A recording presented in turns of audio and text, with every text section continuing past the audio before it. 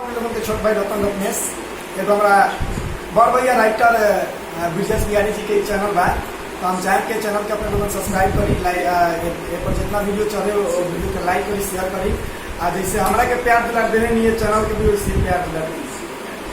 देखिए भैया एगो हमारे को गाना बहुत अच्छा एगो हिट भइल रहा जना के नाम है कि संगे कौवे चोलिया ले गई जंगला पर टंगला से। तो हम चाहें कि तनिका अपने लोगों के सामने तनी हम गाई कैसा लगी गाना हम गावा तनी अपने लोगों के मतलब सुनावा तनी।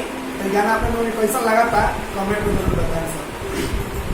भैया गाना ऐसे बा अरे संगे कौवे चोलिया ले गई अब आवे जंगला पर टंगला से दिल तुरता हो लेके उड़ता वो दिल तुरता लेके उड़ता नहीं देता वे मंगल से आये राजा कौवे चोलिया ले गई बावे जंगल पटंगल से।